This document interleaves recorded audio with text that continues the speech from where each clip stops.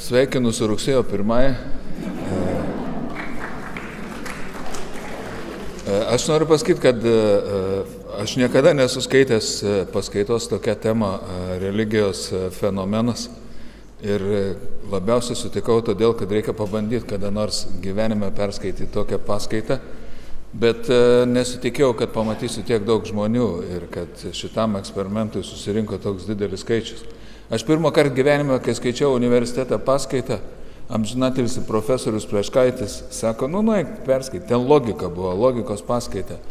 Paskaityk, aš susikišęs rankas į kišenės atėjau į teisės fakultetą ir ten pamačiau amfiteatrinė auditorija pilna žmonių. Bet dabar ir išsigandau, galvoju, reikia pasakyti, kad kažkas su sveikata, galvoju, išeisiu, bet pradžiai gerai. Todėl, kad tai, ką sakysiu apie religiją dabar, yra mano paties galvojimas apie religijos fenomeną. Jūs esat Vilniui, Vilnius be bažnyčių yra neįsivaizduojamas, nežinau, kas liktų, jeigu išimti visas bažnyčias. Ir man atrodo, kad du populiariausi, svarbiausias klausimas yra, kodėl žmonės tiki į Dievą. Tai yra mokslo akademijoje čia neįprasta tais klausimais kalbėti, aš nežinau, kada šitą salę iš vis yra kalbėjus apie tai, bet yra turbūt tiesiai reikia užduoti klausimą, kodėl žmonės tiki į Dievą. Yra du atsakymai, mano galva, du aiškinimai šito dalyko, kodėl žmonės tą dalyką daro. Vienas atsakymas yra paprasčiausias, todėl kad Dievas yra, galite įsivaizduoti, kokia tai yra galinga jėga ir kuri yra gera. Aš dar pasakysiu apie šitą dalyką. Paprasčiausia priežastis žmonės tiki todėl, kad Dievas yra. Kitas variantas, kadangi jūs esat vyresnės kartos žmonės, jūs matėt sovietmetį, yra tas aiškinimas ir nebejoju, kad šitoje salėje turite aiškinimą, kad daugelis žmonių galvoja, kad tiki į Dievą todėl, kad kažko nėra šitoje visuomenėje. Čia buvo ir marksistinis šitas aiškinimas, kad šitas pasaulis yra susvetimėjimas, jis viską apvertęs aukštyn kojom ir bažnyčioje mes gaunam, religijoje mes gaunam to, ko nėra visuomeniai. Na, šitas atsakymas manęs neįtikina. Antrasis variantas, kad toks, jis labai populiarus ir aš suprantu, kad šitoje visuomenėje dauguma naudoja šitą argumentą, bet manęs neįtikina šitas argumentas to, kad Dievas nėra kultūra. Iš tikrųjų,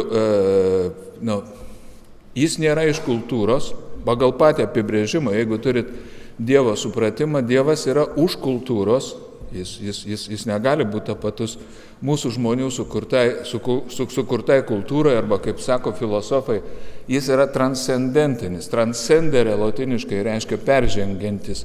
Jis peržengia mūsų patyrimą ir tai yra būtinas dalykas. Jeigu iš to, nežinau, kad būtų paprasčiau, tai, pavyzdžiui, sąžinė nėra iš kultūros. Sąžinė yra iki kultūros. Politika nėra iš kultūros. Ne. Čia su žodžiais būtų galima. Pati politika yra kultūros reiškinys, panašiai kaip ir religija yra kultūros reiškinys. Jūs matot barokinės bažnyčias. Nežinau, ką Kristus pasakytų, pamatęs tokias prašmatnes ir turtingas barokinės bažnyčias, jos niekur nėra įrašytos kanonuose, jos yra tam tikras kultūros reiškinys. Bet iš tikrųjų, meilė nėra kultūra. Mama, kai gimė šiandien gimdymo namuose, pagimdė vaiką, jinai myli ne todėl, kad ilgai svarstė, čia mylėt ar nemylėt. Šitas dalykas yra stipresnis už ją. Tai yra, nebūtų kultūrai tam tikrų dalykų, jeigu nebūtų iki kultūrinių dalykų. Man atrodo, šiandien, kalbant apie religiją, ko mums labiausiai trūksta, tai va šito dalyko supratimo, kad mums viskas, ypač jaunesniem, jiem viskas yra iš kultūros, jie čia viską gali padaryti, viską gali perkeisti. Čia yra labai keista, žvelgiant iš filosofinio taško, nes pati sąžinė, tas vidinis balsas kiekvienam iš jūsų, kiekvienam iš mūsų, kurį mes kiekvienas turim, kartais jisai ten nesuveikia, bet kiekvienas jį turi ir jis yra sąlyga, kad tu būtum žmogum. Aš neįsivaizduoju be jo, kaip reikėtų kalbėti apie moralę. Na, iš to, kas, kaip pradžiai turbūt, čia taip garsiai mąstant, va tas Dievo buvimo gandas, jis nenutylo per visą istoriją. Žmonija kol kas nei vienu laikotarpiu be šito gando nėra buvusi. Ir kas įdomiausia, kad skirtingai negu, pavyzdžiui, aš esu iš filosofų cecho ir mūsų įsivaizdavimas Dievo skiriasi nuo to, ką turi tikintieji, arba jeigu tu esi tikintysis, tu turi visai kitokį įsivaizdavimą. Filosofija reikalauja iš čia, ne visiems jinai yra skirta, nes tai yra iš tikrųjų dalykas, kuris reikalauja ilgo įsitraukimo, ilgo ėjimo, o su religija iškart yra kitaip. Tai yra bažnyčiai gali stovėti profesorius ir paprasta kaimo močiutė ir jie yra visiškai lygus. Profesorius bažnyčioje neturi jokio pranašumo. Nors be abejo jis turi pranašumą žiniomis, ten galbūt jis žino daugiau, turėjo daug laisvo laiko, perskaitė daug knygų, bet tai nėra pranašumas, nes niekur nepasakyta, kad, man atrodo, apaštalas Paulius ten priešingai daugybėj vietų sako, kad kas tas jūsų žinojimas čia yra, nesipūskit šito žinojimu. Vadinasi, iš to mokslo akademijoje reikia pasakyti, iš to, ką sakiau, kad žinojimas arba teorijos apie Dievą nėra svarbiausias dalykas. Šiandien visi linkia labai į teorijas ir iš bet kokio menkniekio visi pasiruošę yra padaryti teoriją, bet čia teorijos nėra svarbiausias dalykas. Pats mąstymas, nežinau, žodis mąstymas gal netinka, pats galvojimas apie Dievą nėra jokia teorija. Ir čia turbūt iškart reikia pasakyti, nes žmonės gyvena Dievu. Gyvent tai ne teorizuot, ne teorijas kurt. Yra žmonės, kurie kalbasi su juo, kaip su asmeniu. Ir didžiausias skirtumas, aišku, yra, ką reikia pasakyti, vėlgi mokslo akademijai, nuo tikinčiojo santykių su Dievu ir šiaip teoretikų, religijotyrininkų, aš nesu religijotyrininkas. Man jie keisti yra religijotyrininkai. Aš nesuprantu, kam jeigu tu neturi tikėjimo, kodėl tave iš smalsumo, venkit, man atrodo, kadangi jūs studijuosit, aš nesuprantu šito smalsumo. Žmonės yra smalsus, jie visada turi kuriositas, bet jeigu tu neturi tikėjimo ir tada klausimas, kam tau reikia tų žinių apie Dievą, ir suprantu, kad reikia, kad patenkint turbūt smalsumą, bet tikinčiajam reikia šito dalyko nereikia. Įsivaizduokit, rašo muzikos teoretikas, rašo darbą apie muziką neturėdamas klausos. Čia panaši situacija. Jis pats neturi šito patyrimo, bet žiūrėdamas iš šalies rašo traktatus apie tai, kas yra religija, ir iš tikrųjų žmonės sugaišta savo gyvenimą, nori pažinti. Aš sovietmetį mokinaus ateizmą, mokslinį. Laikiau egzaminą. Ir noriu pasakyti, didesnio, aš visada šito giriuos, aš giriuos dviem dalykais. Aš mokinaus mokslinį ateizmą ir mokslinį komunizmą. Pas mus viskas buvo moksliška, bet jūs galite įsivaizduoti, koks absurdas yra mokytis mokslinį ateizmą. Pirmas teiginys yra, kad Dievo nėra. Ir pusę metų, visą semestrą reikia mokytis, kad jo nėra. Pirmų sakinių pasakyti, kad jūs seniai matėte tokį mokslą apie tai, ko nėra. Aš pusę metų mokiausi apie tai, ko nėra. Ir mano kurso draugas beveik į tikėjimą atsivertė.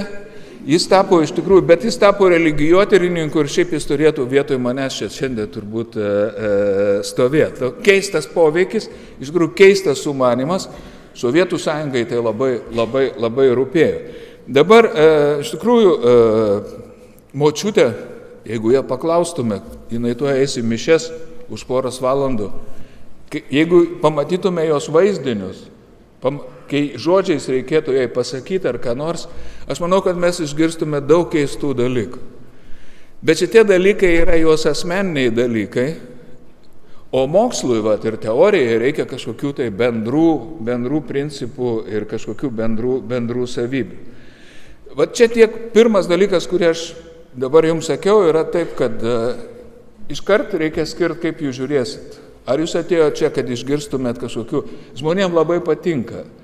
Netikėtų papročių, meldimosi, maisto, religija visų šito dalykų yra apaugusi, ar yra kažkoks didesnis klausimas.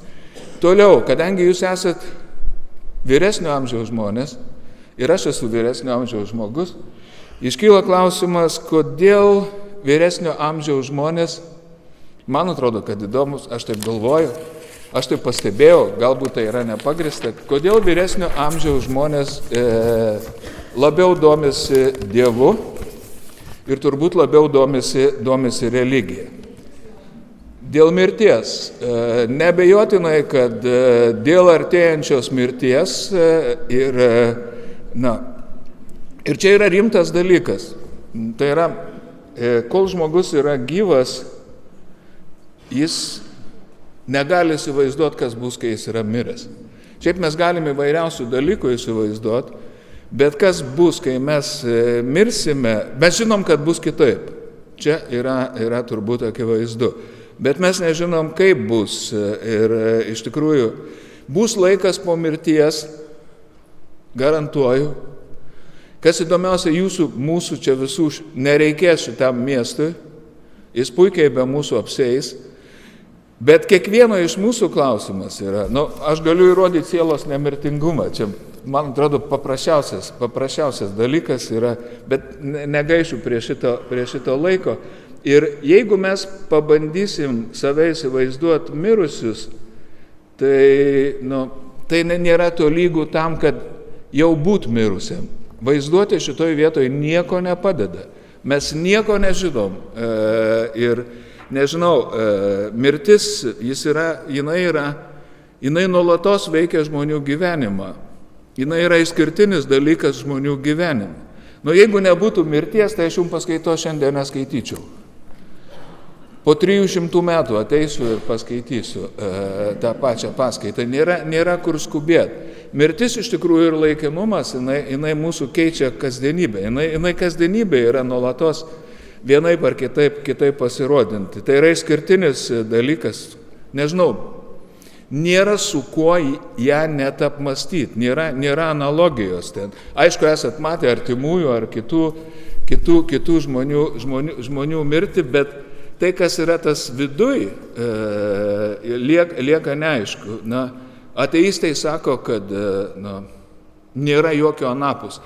Ten, kad yra mirtis, tai tas anapus klausimas turbūt, ypač Lietuvoje, kur čia nėra gilesnių filosofinių, teologinių tradicijų, bet paprastas anapus, tas transcendencija paprasčiausių būdų pasirodo su mirtim. Tai yra klausimas yra jau ne šiaip iš tribūnų pažaist, bet yra klausimas apie tai, ar yra kažkas anapus. Jeigu ateistai sako, kad nėra nieko anapus, tai man atrodo, jie galvoja, kad nėra mirties. Yra mirtis, akivaizdžiai visi žinom, kad bus kažkas visiškai kitaip, negu likščiol esam pratę ir likščiol žinom. Pasakymas, kad po mirties nieko nėra, tai skamba gražiai, skamba įtikinančiai, bet ne iki galo, iš kur mes žinom. Nes visas, kur jūs bekeliautumėte Egipte ar kitur, visos religijos šitoj vietoje turėjo tą jautrų momentą, kad negi čia viskas ir baigės. Jau, kad gimėm, buvo stebuklas, bet kodėl negali būti kito stebuklo. Tai iš tikrųjų mes nežinom, kas laukia po mirties, ir čia turbūt toks paprasčiausias aiškinimas, kodėl vyresnio amžiaus žmonės iš tikrųjų turi apie šitą dalyką susimastyti. Pats žodis religija, kadangi aš turiu laikytis kanono ir jūsų paskaita yra apie religijos fenomeną, aš jo nesuprantu šito žodžio kilmės ir man atrodo, kad jo vartojimas yra kažkoks visai nuvalkiotas paskutiniu laiku. Jeigu jūs domina svarbiausia skirti vidinę religijos perspektyvą ir išorinę. Galima į visus dalykus, kuriuos žmonės turi, galima žiūrėti iš vidaus. Sakiau, kaip močiutė paprasta. Paklaustum, ką jinai galvoja apie religiją, tu nustebtum. Bet tai yra rimta. Tai yra jos iš vidaus. O iš išorės, tu žiūri dalyką iš išorės, tu esi tiesiog stebėtojas. Čia, man atrodo, Paulius yra pasakęs frazę, apaštalas, kurios aš nesuprantu, bet man viena įspūdingiausia. Niekas negali teisti vidinio žmogaus. Nes niekas neįeinam į vidų. Mes viduj patys iki galo savęs nesuprantam. Tai va šitas žodis religija, jis reiškia lotyniškam variante. Vieni sako, kad kilęs iš religare, tai yra būt surišt arba tvirtai surišt, tai yra kažkas. Šitas žodis nori apibūdinti, kad greičiausiai su Dievu. Kodėl religija vadinama? Todėl, kad su Dievu reikia būti kažkokiu būdu susirišusiam. Ir tą dalyką, tas ryšys turi būti labai stiprus. Kiti pakeičia vietoj į raidės lotynišką žodį, vietoj religare, sako relegare. Ir tada reiškia, kad, relegare reiškia, kad pasakyti dar kartą pakarto. Čia irgi turbūt religijoje, ypač maldose, visi žinot, ir yra dažnas kartojimas. Kas esate iš Žemaitijos, tai ir dar esat matę Žemaičių kalnus tos per laidotuvės, tai jie iš tikrųjų yra kaip budistų meditacija, trunkanti. Ir jinai palengvina tavo galva, viskas įeina į šitą ritmą ir tu judi tuo ritmu ir iš tikrųjų pradedi tam ritmę gyventi, tavo mintis susitvarko, įeina. Ir tikintis Dievu, jisai sako, kad aš tikiu Dievą. Tas, kuris žiūri iš šalies į religiją, arba ten tarkim ateistas, į tą, kuris sako, aš tikiu Dievą, sako, kad jis yra religingas. Tai reiškia, kad Lietuvoje krepšinis yra religija. Bet matėt, žaidimas su žodžiu šito, kai krepšinis nuskamba, kad jis yra religija, rodo šito žodžio, nes lietuviai labai susirišę yra su religija. Jie dar ir dar kartą kalba apie krepšinį. Bet čia reiškia, kad iš tikrųjų tas žodis religija, jis yra neaiškus tikėjimo Dievu atžvilgiu. Ir va tas vidinės išorinės perspektyvos skirimas yra būtinas dalykas. Tas, kuris neturi tikėjimo, čia teologiškai, jūs manot, kad čia jūsų kaltė? Ne. Jūs tiesiog nepalietė. Nepalietė Dievas, nepalietė tikėjimas ir jūs negalit, jeigu jūs kalbėsit, visada, kai apie religiją kalbi, visada žmogus, kuris netikintis, jis iš paskutiniųjų naudos argumentus, kurie neigs Dievą, ir tai natūralu, aš neįsivaizduoju, ką jis kitą gali daryti, jo argumentai tokie buvo. Jeigu ten katalikai ar krikščionys sako, Jėzus yra mūsų viešpats, tai ateistas arba šiaip agnostikas, jis turi žiūrėti šitą dalyką keistą. Ką jis kalba čia, ką jis prisigalvoja. Iš tikrųjų, ir šitą auditoriją, aš garantuoju, esat pasidalyję į tas dvi dalis. Ir tai pasaulis yra nuo seno. Vieni iš tikrųjų yra toj vidiniai perspektyvoje religijos, o kiti žiūri į šalies ir nesupranta, ką jie daro. Toks gražus pasakymas yra, kad netikintis, kai žiūri tikinčiuosius, jie mato, kad jie šoka, atlieka keistus judesius, bet kadangi nėra muzikos, jie negirdi tos muzikos, jie nesupranta, kad tai yra šokis. Jie mato kažkokius judesius, bet nesupranta iš tikrųjų tos reikšmės. Šitas gražus pasakymas. Tikintis, dar yra skirtumas. Turbūt pagrindinis skirtumas tarp tikinčiųjų ir pažįstančiųjų religiją yra tai, kad tikintieji meldžiasi. Tai yra, jie Dievo prašo, jie yra jam nulankus. Moksle šito dalyko nesutiksit. Atsimenat, per pandemiją buvo, aš tikiu mokslu. Viešpatie, absoliuti nesąmonė. Mokslu negali tikėti, nes mokslas yra hipotetinės prigimties. Visas mokslas yra hipotezės. Religija arba tikėjimas, jis teigia kažką absoliutaus. Tai yra būtent šitam pasauliu paskutinė vieta Vilniaus mieste, kur kas nors atvirai kalba apie absoliučius ir nepajudinamus dalykus, yra religija, bažnyčia. Mokytojai jau to nedaro. Mokytojai bijo, nes visi pasakys, kad kaip jūs čia taip darot, aš šeimoje turiu kitus etinius įsitikinimus ir mes savo vaiką kitaip ugdom. Religija irgi, jūs matėt, jinai jaučia spaudimą. Religijos bando reformuotis, jos visada juda kartu su istorija, kartu juda su pasauliu. Bet jeigu žmogus neturi tikėjimo, tai aišku, kad jis apie Dievą kalba kitaip negu jį turintis. Čia akivaizdus dalykas ir apie jį nereikia daug kalbėti. Aš noriu pasakyti, kad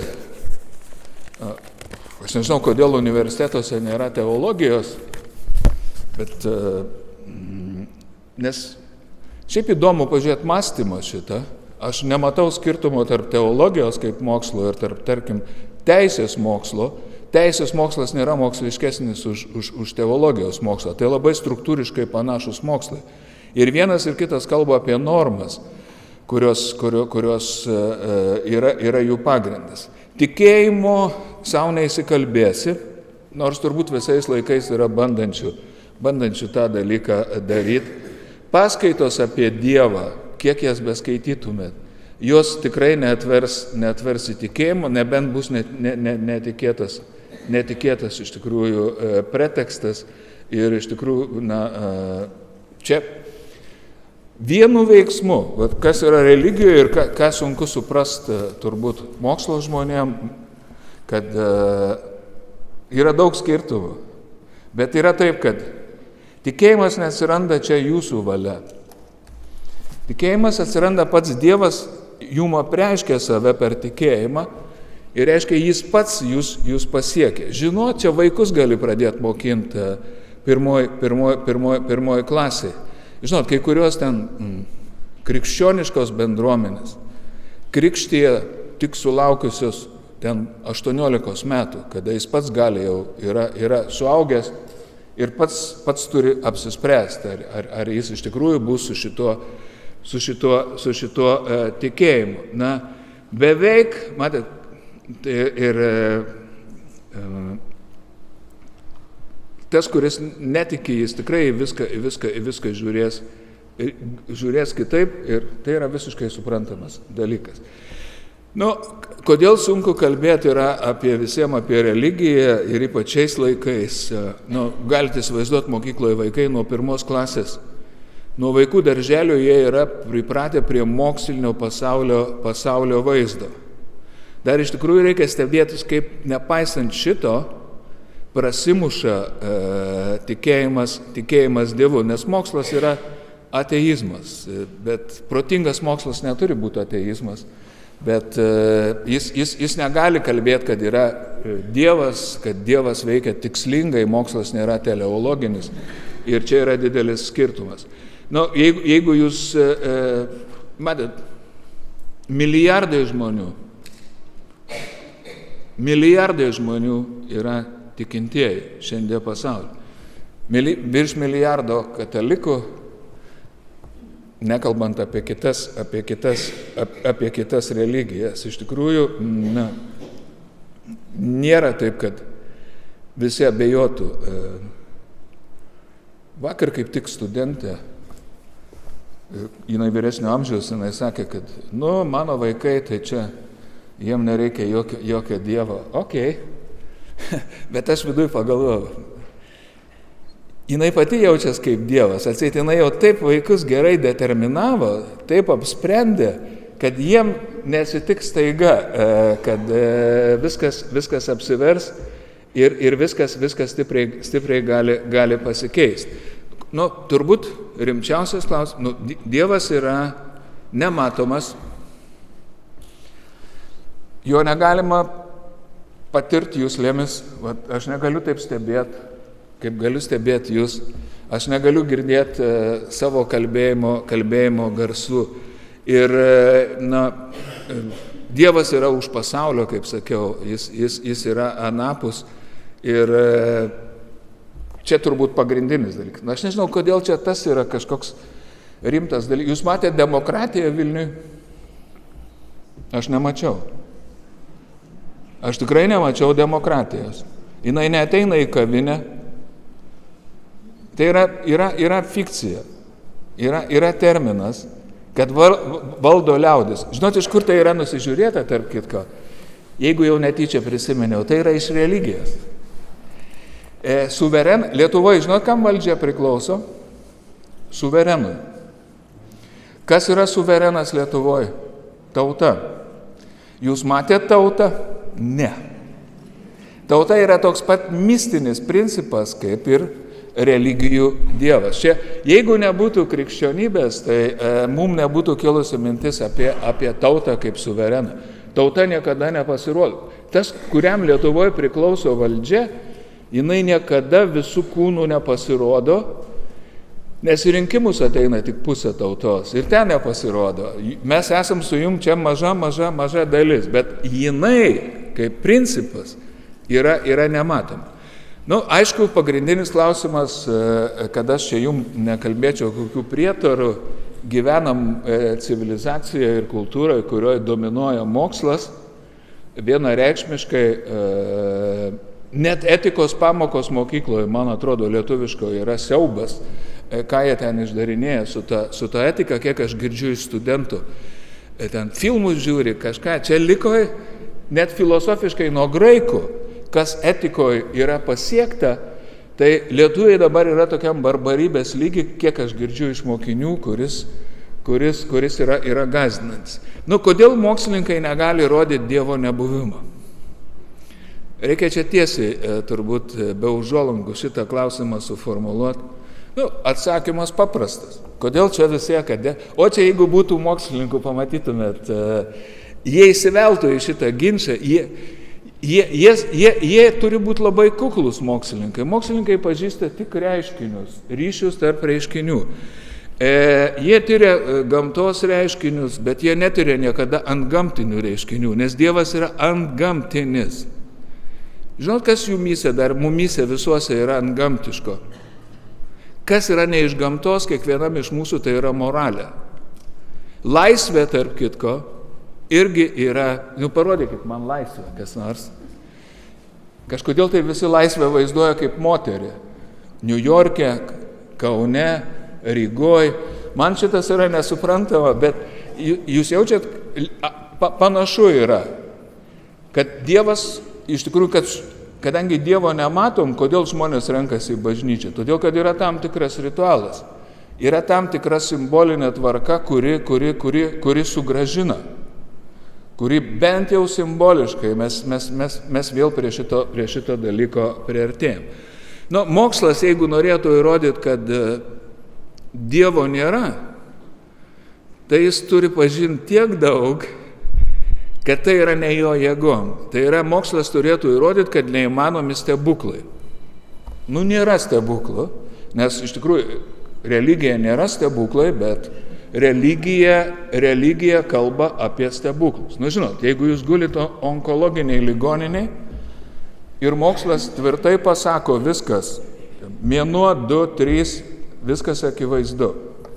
Paskutinis šansas žmogus meldžia Dievą, nes Dievui čia ribų nėra. Jis bet kada gali įsikišti tą tvarką, kurį nustatė mokslininkas ir gali viską pakeisti. Ir čia irgi toks pasirodo, kad, mačiau, Picasso Barcelonoje paveikslas yra toks, kai jis dar tapė kaip žmogus, jaunu būdamas, man atrodo, mokslas ir gailestingumas, jis vadinasi, galite rasti Barcelonos muziejui, guli moteris, matosi mirties patale, iš vienos pusės ten gydytojas, ten atrodo Picasso savo tėvą nutapęs, jis žiūri pulsę O iš kitos pusės moteris laiko vaikus, kurie liks našlaičiai ir jinai simbolizuoja gailestingumą. Tai yra, Dievo niekas nematė, susirinkom su jum kalbėti apie tai, ko niekas nėra matęs, išskyrus vienintelį. Tie, kurie matė Jošuą arba kurie matė Jėzų. Čia išskirtinis atvejis yra, kad kas skaitėt Naują Testamentą, ten Jėzus nuolatos sako, jūs Dievo nematėte, aš mačiau. Bet jis pats yra Dievo sūnus. Čia unikalus atvejis. Kitose religijose šito dalyko nėra. Ir ta pati religija, tarkim, ta pati krikščionybė, jinai tikrai nėra filosofija, jinai tikrai nėra teorija. Kas yra tada? Jinai yra nepakartojama, bent jau krikščionybė. Kalbėkime apie tai, ką mes... Ir turbūt čia reikėtų skaityti ir katalikybę, būtų dar paprasčiau. Jinai yra, va čia kažkaip visi užmiršta šitą, ar kažkodėl visi iškart puola į teorijas, čia pirmiausia prie kažkokių didelių teorijų, bet krikščionybė pirmiausia yra nepakartojamas įvykis. Tarp kitko toks pat įvykis kaip šita paskaita.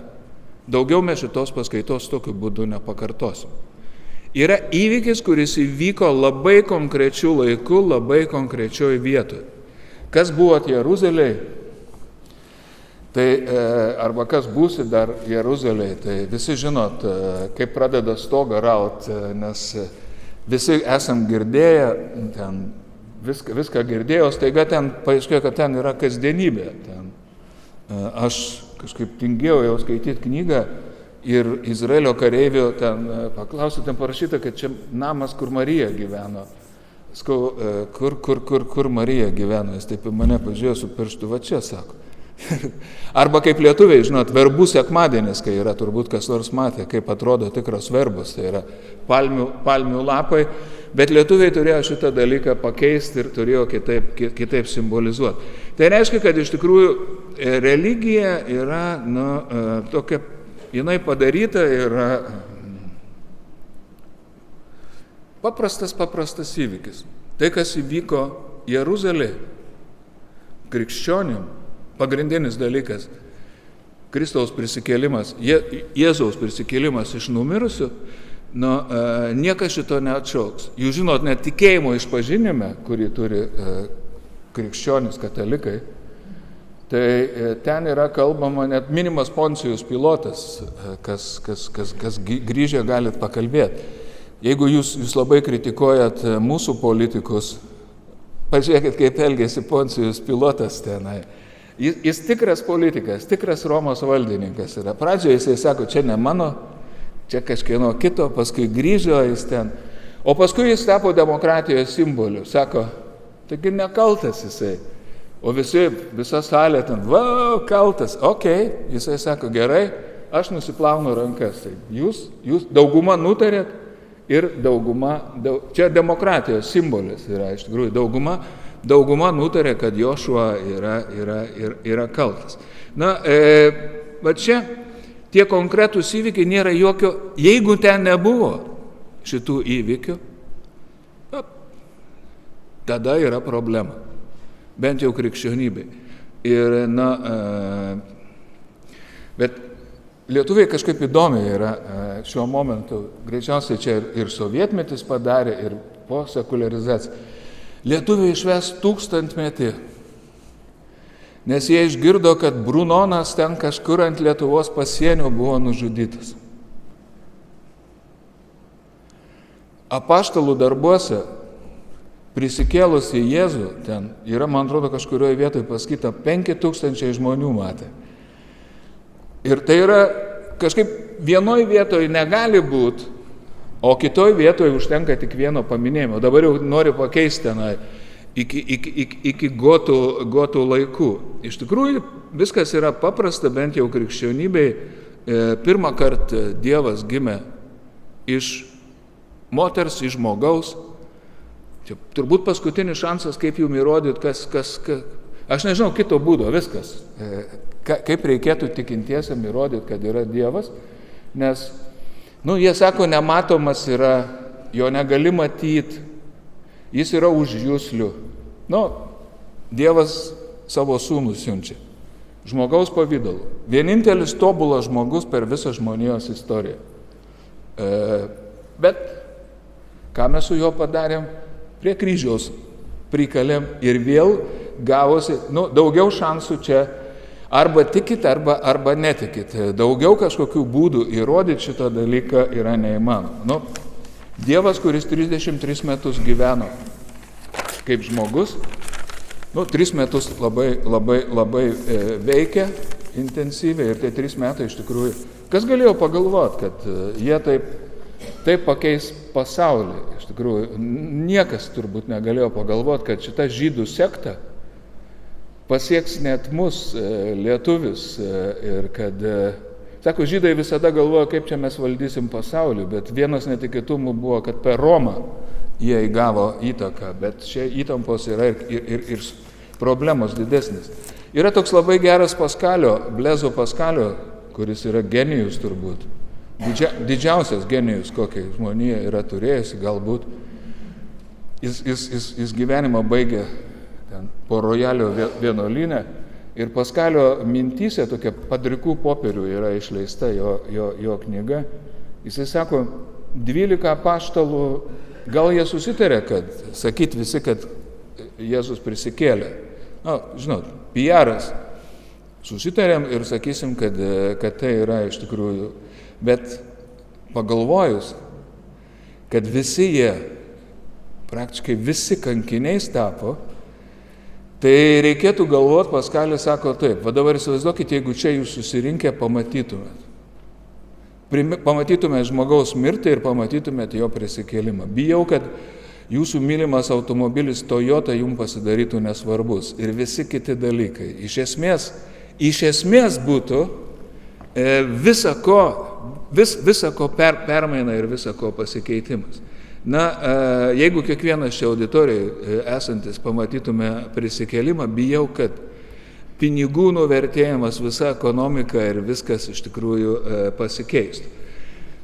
Klausimas visada yra, kodėl Dievas yra paslaptis? Kodėl jis slapstasi? Kodėl su mumis žaidžia slėpinių? Toks klausimas. Atsakymas čia turbūt yra irgi paprastas, o kodėl jis turėtų būti nepasislėpęs? Atkreipkite dėmesį, mes neįpratę kalbėtis net su Dievu kaip su nelygiu. Tai yra, jis mums neturi atsiskaityti, jis neturi mums sakyti, kodėl jis yra nepasislėpęs. Jis neegzistuoja pagal žmonių norus, kiek aš suprantu. Jis mums nieko neskolingas. Kad mes įpratę vis, čia žmonės, kadangi jo nematė yra, tai visada turi sužmoginti. Žmonėm būdinga viską sužmoginti. Žmonės su katinu šnekasi, aš esu matęs. Pamišimas. Su šunim kalbasi. Gali būti dar blogesnių variantų. Kalbasi su medžiais, su gėlėm. Tai yra, atkreipkite dėmesį, žmonės viską pagal save sužmogina. Dievas,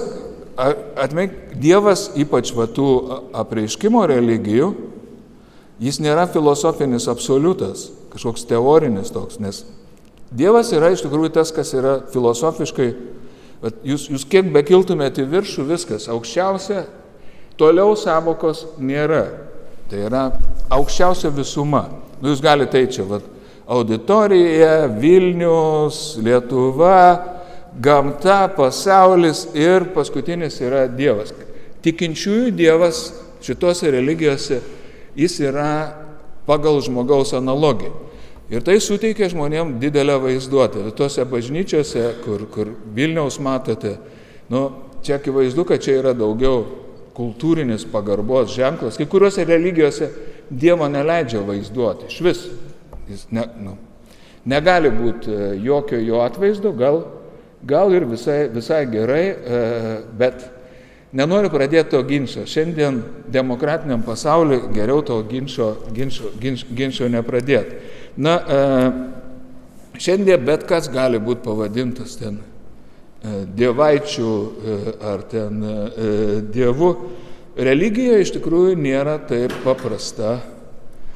Religijoje yra, kad Dievas yra asmuo, jis apsireiškia kaip asmuo, kas mums padaro jį artimą. Ir turbūt reikia pasakyti, kuo jis skiriasi nuo mūsų, tai yra tik 2 dalykais, aš jau minėjau. Skiriasi, kad jis yra visagalis, mūsų jėga, kas mes esam čia, dulkės. Jūs galite įsivaizduoti, kuris viską gali ir kuris yra geras. Krikščionybėje jis yra mylintis Dievas, jis turi tą gerumą.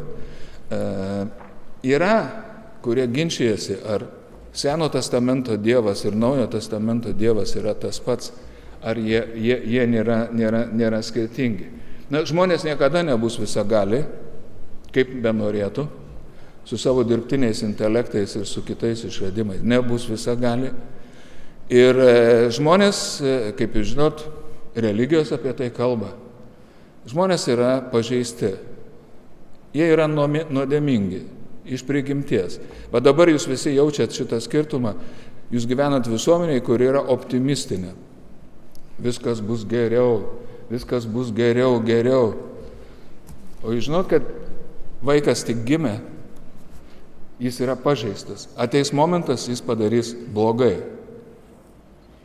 Nei vienas čia esančių visiškai, net jeigu taptumėt šventuoju, jeigu kuris nors iš jūsų esat šventasis, tai tik todėl, kad jums per 70-80 metų dar nepavyko padaryti nieko blogai. Bet jeigu gyvensit daugiau, tai tikrai padarysit. Toks yra žmogus.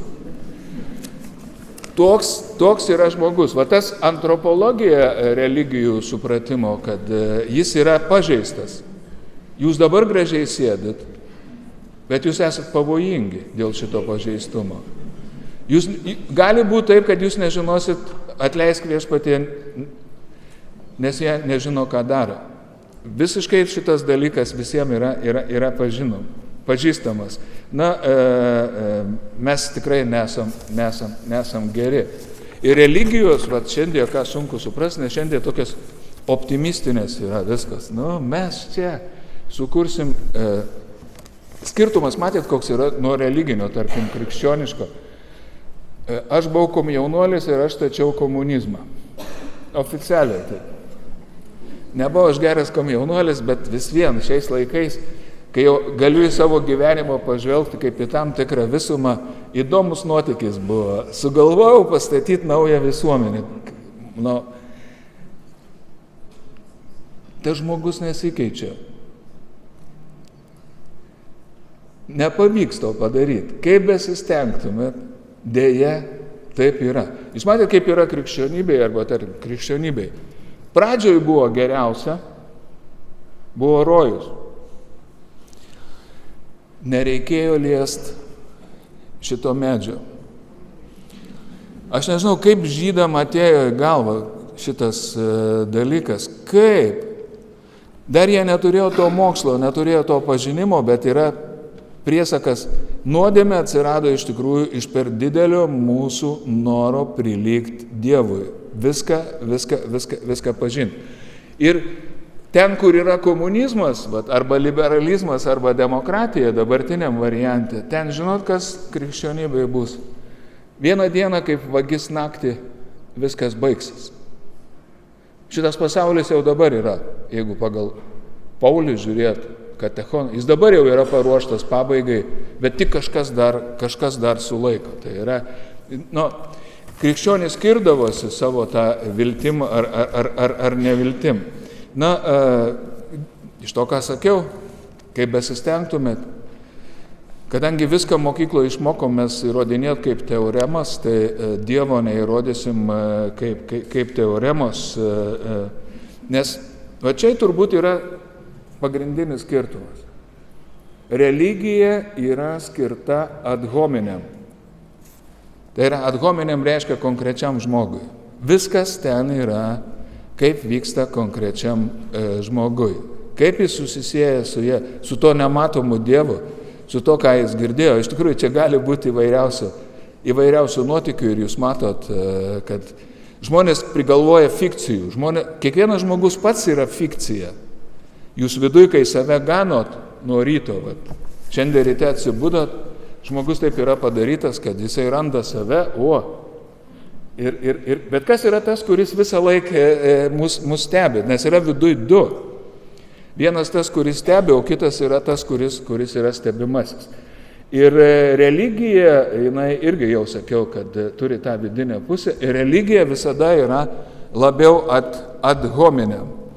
Čia tokia, dar yra kitas turbūt lietuvių įsivaizdavimą, kad religija įsivaizduojama bažnyčia, kaip čia reikia vis daugiau, kad eitų į bažnyčią, kad būtų daugiau žmonių, tarytum į partiją visus kviestų.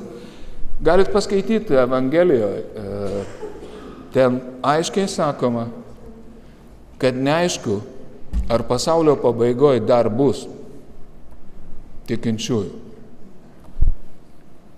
Jokio nėra. Mes nežinom, kiek ten reikia, kad būtų, kiek laikytųsi. Čia iš tikrųjų politinė analogija turbūt nelabai tinka. Na, religijos teoretikai, jau sakiau, kad jie kartais panašus į tuos, kurie, įsivaizduokit, jis gyvenime nieko nemylėjo, bet išleido storą knygą apie meilę. Parašė knygą apie meilę. Kas dabar madinga šitam pasauliu? Na, religijoje greičiausia tai yra pasirinkimas. Turi rinktis. Ir tai nėra žinojimas. Jeigu jūs norit žinojimo, o mes norim žinojimo, nes mes užaugę, kada viską gali žinot, bet čia ir yra tikėjimas. O čia yra skirtumas tarp žinojimo ir tikėjimo. Jeigu jūs norit pažinti, kaip padarinti stebuklai, koks mokslas gali išaiškinti stebuklas? Stebuklas ir yra stebuklas, kad jo negali išaiškinti, nes kitaip jis yra ne stebuklas.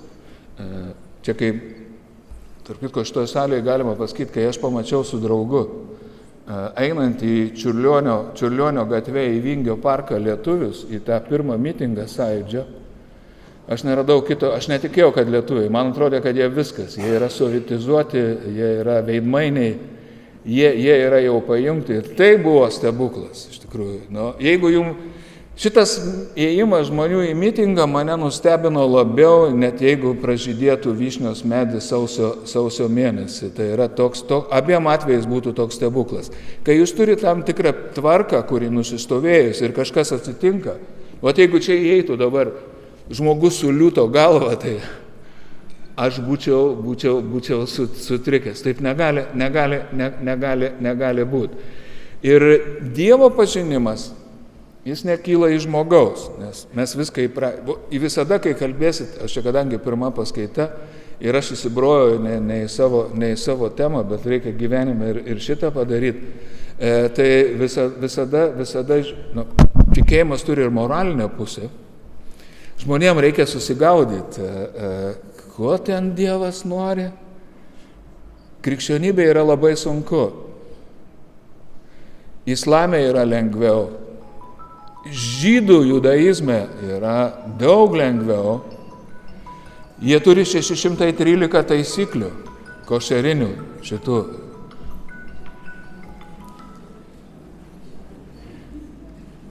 Įsivaizduokit lietuviam, čia vienas iš to, ką reikėjo nuimti. Jūs pamenat, kai Paulius kažkur tai prie Makedonijos buvo ir jis galvoja, ar man toliau eit, kur jau žydų nėra, krikščionybės skleisti. Nes jūs nežinot košerinių taisyklių. Lietuviam, įsivaizduokit, reikėtų 613 košerinių taisyklių, kurios reglamentuoja gyvenimą. Ir tada iš tikrųjų spręsta buvo, kad jeigu Dievas yra širdį, tai iš tikrųjų ne tos taisyklės yra svarbiausios ir tai leido jai plėstis. Liko 5 minutės, kiek aš čia žadėjau. Jau pavargot. Ir dar reikia paliesti vieną aktualų dalyką. Kada kalbėsite apie religiją, yra toks dalykas kaip bažnyčia.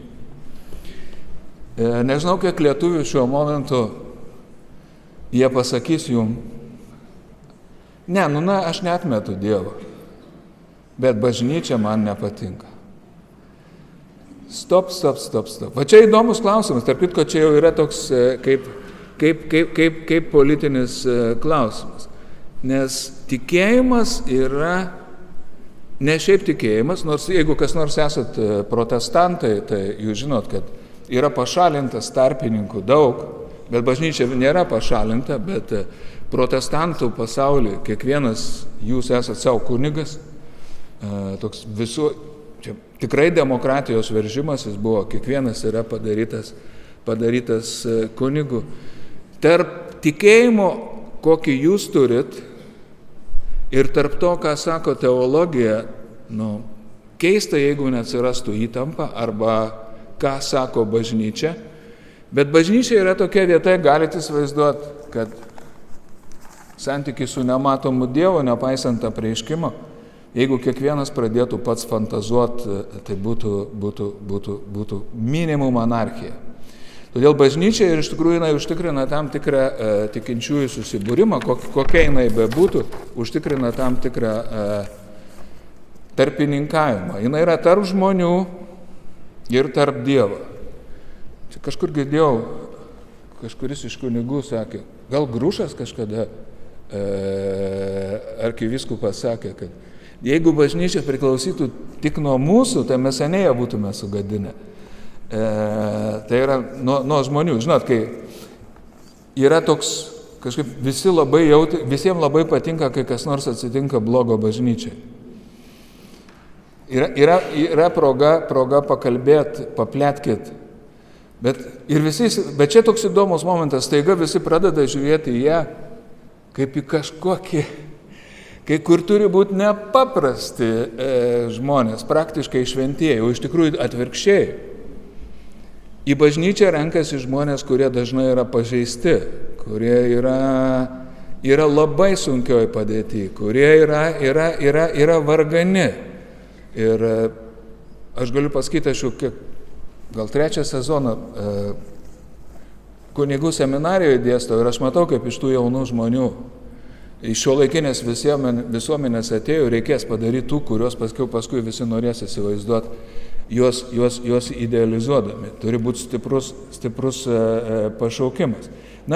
Protestantai, kaip jūs žinot, mūsų krikščionių bendruomenė yra, kurie pradėjo protestuoti ir jie pašalino daug ten tų visokių tarpininkavimų tarp Dievo ir žmogaus. Rezultatas, jeigu taip žiūrėt pragmatiškai grinai, jeigu čia reikėtų ant lentos rodyti, kiek yra protestantiškų ten sektų, tai masinis įsiskaidimas buvo. Aš atsimenu popiežius Ratzingeris, kai Anglijoje buvo, tai jis taip sako, tai gal jau sugrįšit, tipo paziliojot ir gal jau užtenka jūsų protestų. Gal tokia protestuojanti bažnyčia. Dar yra iš tikrųjų religija, su bažnyčia sakau, daug kas prisigalvoja, daug kas nenori šito tarpininko, bet religinė bendruomenė, pagrindinė lietuvių problema šiandien yra tiek su religija, tiek be religijos. Jiem būt kartu yra per sunku. Susiburti, tokiam skaičiui žmonių kaip jūs, toks įspūdis, kad jie vienas kito nekenčia.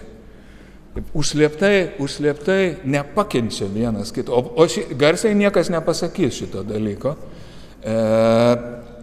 Gali būti. Sukurt bendruomenę yra mums labai sudėtingas uždavinys. Nenuostabu, kad ir religiniam bendruomenėm iškyla tas pats sudėtingas uždavinys. Kokie yra politiniai padariniai religijos? Neįtikėtini. Čia aš nesiplėsiu, man ta tema būtų artimiausia, nes aš su politinė filosofija. Jūs galite įsivaizduoti, ką reiškia, tai buvo šokas. Vakarų pasaulis iki šiol neatsigauna po krikščionybės pasirodymo. galite įsivaizduoti politikoje, kai kalbama yra apie politinius reikalus ir staiga atsiranda kalbantis, kad jo karalystė yra ne iš šio pasaulio. Viskas. Yra visai kita karalystė. Ten Poncijaus Piloto teisme yra, Poncijus Pilotas sako, tai tu ką, žydų karalius? Kiek atsimenu, Jėzus sako, čia tu taip sakai, bet visai kita prasme, jūs šiandien, kada lietuviai čia tiki visokiom ideologijom, liberalizmais, socializmais ir kitais dalykais, iš kur visa tai? Visa tai yra iš krikščionybės, paėmė krikščionišką tikėjimą ir dabar perviniojo į politinį tikėjimą, į tas visas ideologijas. Kas yra ideologijos? Pasakykit man, kad tai nėra apreiškimai be Dievo. Kažkas jiem yra apreiškia.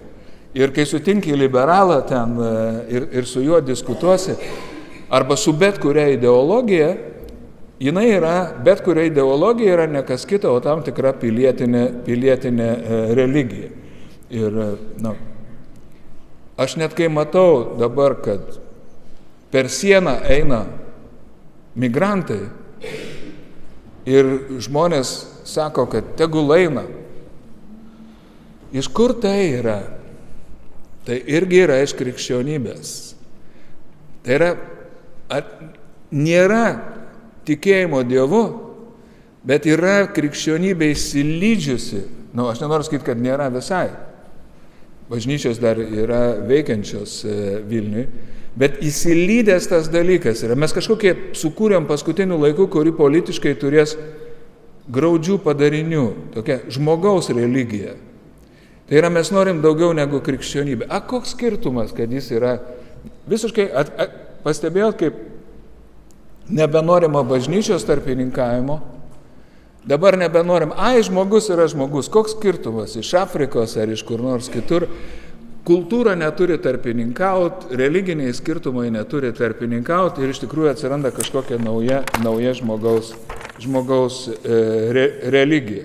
Krikščionybė, ir kadangi mes esam vakarų pasaulyje, jūs visi žinot, kad jinai pati atskyrė save nuo valstybės, tai yra pačios bažnyčios reikalas.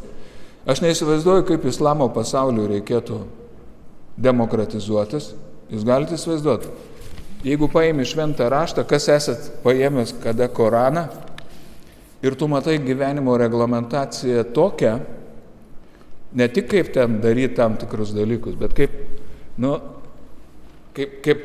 krikščionė, man šokas. Ten daugybė dalykų yra reglamentuojama. Ir negali būti, kad tai nepersikeltų į politiką. Vienintelė, kuri juda į demokratiją iš islamo kraštų, yra Turkija, bet ir patys žinot, koks tas jų judėjimas. Praktiškai laikosi ant karinės paramos, kad nevirstų teokratija. Bažnyčia yra visada toks pavojus, kad velnias turbūt gundo, kad, norit valdžios, imkit ne tik dvasinę valdžią, nes dvasinė valdžia yra netiesioginė valdžia. Va čia, kai Sąjūdis susirinko į šitą salę, buvo labai rizikingas momentas, nes oficialią valdžią, tikrą valdžią su milicija, su ginklais turėjo kiti, bet kurie čia susirinko, jie turi žmonių palaikymą, pradžiai dar taip neaišku, bet paskui jie turi potestas indirectą, vadinamąją netiesioginę valdžią. Bet tai yra pavojinga valdžia, nes tu gali žmonės priviliuoti, bet paskui tu jų negalėsi apginti. Šita valdžia neleidžia apginti. Ir manau, kad tai yra religijom yra svarbu. Religijos yra gundomos politiškai, kad imkit valdžią. Man atrodo, dabar Lietuvoje baigiant paskutinę velnio strategiją yra, velnias vis bando įvairiais būdais. Jis nenuilstantis darbininkas yra. Yra toks tekstas Lešeko Kolakovskio, amžinatilsio filosofo. 60 kažkelintais metais jis parašė tokį tekstą. Velnio spaudos konferencija Varšuvoje ten gruodžio mėnesį. Jau čia velnias duoda spaudos konferenciją. Ir ten, aš atsimenu, yra vieta, jis sako, ką jūs manim nebetikit, kad ir aš esu. Tai prasme, kad blogis yra. Tai kaip jūs galite tikėti savo Dievą, jeigu jūs netikit manim? Mes su juo susijęti esam. Ir tas velnio argumentas yra labai rimtas. Ir jeigu, kadangi sakiau, šiuo momentu, kokia veikia velnio strategija, aš jau pabaigai iš vis, nusišnekėsiu. Velnio, kažkaip po sovietmečio turbūt velnias nutarė, nes jis čia girdi dabar. Po sovietmečio velnias nutarė, kad ne, kai aš juos dusinu, tai jie tada labai laisvės nori. Jie išsivaduot nori. O dabar aš pabandysiu kitą strategiją. Laisvė. Galima, kas nors klausia, ar galima taip? Galima. Ar galima? Galima. Ir šitas iš tikrųjų tokia nebuvimo jokių ribų arba ribų stūmimo strategija galbūt yra paskutinė. Bet jau čia aš perėjau per daug prie politinių dalykų. Sakė valandą laiko ir aš jau užtempiau. Sorry. Ačiū Jums.